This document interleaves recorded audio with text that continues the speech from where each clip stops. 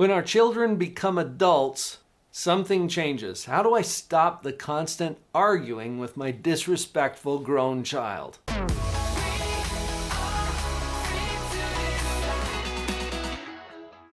Hi, I'm Dr. Paul Jenkins, a clinical psychologist, and for 3 decades now I've worked with families. It's a big challenge once our kids are actually grown because the dynamics change. I've got some very specific ideas for you as well as a free tool that I'm going to give you in just a little while. Let's start with this idea of arguing. Arguing implies an agenda.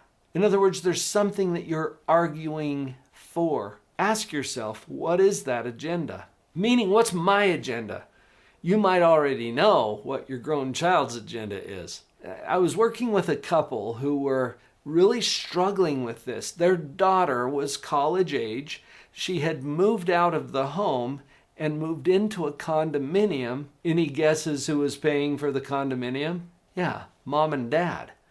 They were also footing the bill for her schooling and providing a vehicle. You know the drill. She was being extremely disrespectful toward them. And almost every conversation turned into an argument. In frustration, they were asking the same question: how do I stop this arguing? They realized that her agenda, their daughter's agenda, was to continue having all of the luxuries and comforts and financial support that mom and dad were providing. That was her agenda. And as long as she was getting that, she was fine with the relationship. Mom and dad were getting their feelings hurt on a regular basis because of how disrespectful she was. And yet they kept providing all of these comforts and luxuries to their daughter. Now, it's easy to see in someone else, but where does that fall for you? What's going on there? If you can see what your grown child is trying to accomplish, that's important, but I'm inviting you also to look at your agenda. What is it that you're trying to accomplish here? For this particular couple, they were trying to improve their relationship, spend quality time, have her come over for dinner every so often, because the condominium was still within a reasonable car's journey to get back home. So on the weekends, come home, visit us, spend some time with us. That was their agenda. Their frustration came because that was not happening. They didn't have the relationship that they wanted, but their daughter was still getting everything that she wanted. If you're arguing, you're probably trying to support your agenda. What would happen if you gave that up? And I don't mean that it stops being important to you. I mean, stop arguing about it. Drop the agenda. What would happen? Now, I asked this particular couple that question. They said, well, she would never come and see us. She wouldn't even give us the time of day. She won't even call us or talk to us. Okay, we're going to address that in just a minute. But what would happen to you? Would the argument stop if you dropped your part of the agenda? Just think about that a little bit. Let's see where we can go with it. Next, I'm going to invite you to change seats.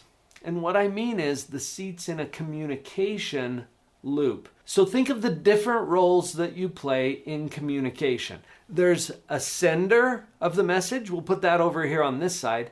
And there's a receiver of the message over here on this side. So the message is going from the sender over to the receiver. That makes sense, right? It's the same thing in radio and television and all kinds of communication. The message starts here and it ends up over here. I'm inviting you to switch seats. When you're arguing, which seat are you filling? You're the sender. See, you want to get your point across, and it's coming up against resistance, and that's why we have the argument. Switch seats, okay? You come over here and be the receiver. Whatever it is that your agenda is, whatever it is you're trying to get them to understand, just take that and stick it on a shelf over here for a minute. All right, just put it up for safekeeping, because when you bring it out and you get the arguments, it's not being communicated anyway. It's not going clear to the receiver. So we're just going to put that on the shelf. We'll come back to it, okay? But you switch seats, you become the receiver. And now I'm open, okay? As a parent, just take this position. I'm open. I'm listening. And then you listen to understand. Don't get confused between understanding and agreeing. Understanding and agreeing are not the same thing. You're pushing for understanding here so that the message that your grown child is trying to give you actually comes through in the way that they intended it. We'll know that you're there when you can do a little reflection to your child. Okay, so what you're telling me is, and then you give it back to them in the way that they will recognize it as what they actually thought. Okay, no spin, no twisting it to meet your agenda. That's on a shelf over here. But really trying to connect with them. When they feel heard, there's no argument. Now, remember, we're trying to reduce the arguing that's going on. Well, what about my agenda then? What's going to happen to this thing that I really wanted to communicate to them? Yeah, we'll get to that. But psychologically, this brings down the resistance. This brings down the fences that are keeping your child from actually hearing what you have to say. Take the receiver position first. Trust me, this is powerful. And once they feel heard and understood, they're suddenly more open to this agenda that we put on the shelf. So we can pull that off and present it after you first understand where they're coming from. Give this a try. Let's see where you can go with that. I realize as I'm sharing this with you that these communication skills come pretty naturally to me because I've been training and coaching on communication for close to 30 years now as a clinical psychologist. Look, you can get the basics a lot more quickly than that. In fact, I've put together a cheat sheet for you. Go to the URL that's shown on the screen right now, drpauljenkins.com/communication. I'll send you a cheat sheet. It's a little communication cheat sheet, very concise, that will give you 5 powerful strategies for effective communication. Just let me know where to send it. It's going to take some practice as you work on your communication. As you practice, you get better at it. So let's keep the perspective that things are going to be better as you continue to move forward with this.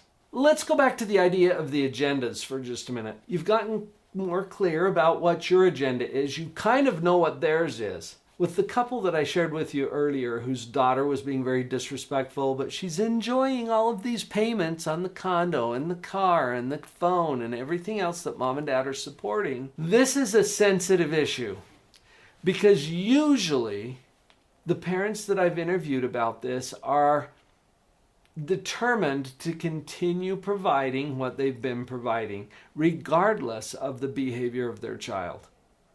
Can we just switch that up a little bit? If you were willing to control what you control and then make that contingent on their choices, you could change the dynamic completely. And think about it. If you control it, there's no need to argue about it. Is there?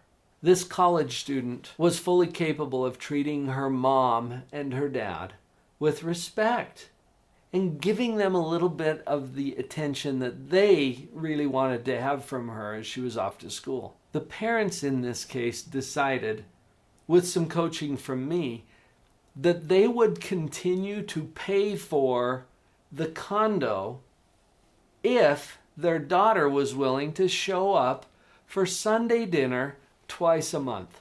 Now, before you get off on, well, I don't think that they should require that of her, or whatever you're thinking about that, this is a reasonable request. What if I were to offer this young lady a job where she gets to work for 3 hours once every 2 weeks, and that payment for that job would be the equivalent of her mortgage or rent on the condominium? Would that sound like a pretty sweet deal? Yeah, that's basically what the parents are offering.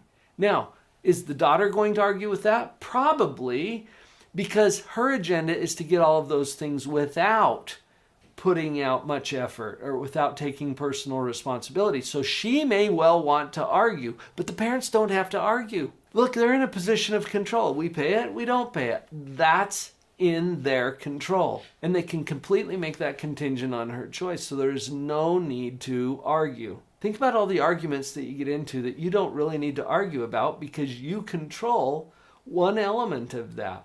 You don't control their behavior. We got to set that aside somewhere Because if you try to control their behavior, I've often said that's kind of like trying to teach a pig to sing. It just frustrates you and makes the pig mad. And that's what's going to happen if you try to control their behavior. You don't. Just acknowledge and honor what they choose to do, and then your behavior is driven by that. Okay, whether I pay the rent or not.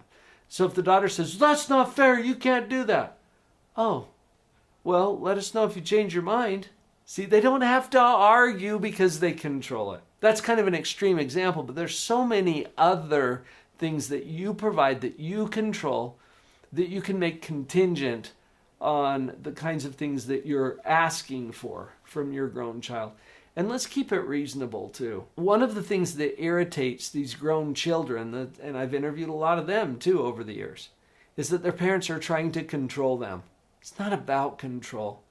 It's about coming up with a reasonable exchange. If you think of it as an economic exchange, sometimes that makes more sense. And we can get away from some of the emotional arguments involved. Just as a final thought, your job doesn't change when your kids become adults. I mean your core job. And if you've watched this channel at all before, you've probably heard me say multiple times, your job is to love them. No matter what, and even if. Even if they make lifestyle choices I don't like, yes. Even if they hate me, yes. We could play the even if game all day long. Your job is to love them no matter what, and even if. Let's get focused on that and detach from some of the outcomes from that agenda. You know, the one that we stuck on the shelf earlier? You want things for your kids, but you don't control all of those things. They do. Put your energy and effort back into the relationship and remember your job.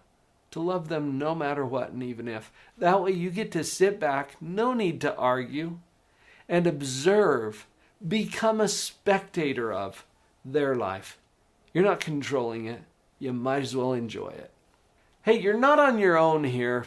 We've got your back. There's another video. I think you're going to really enjoy it. 3 big skills every parent of a young adult must know and master. That's going to bring this more into context for you. Cue that one up next. I'll see you there.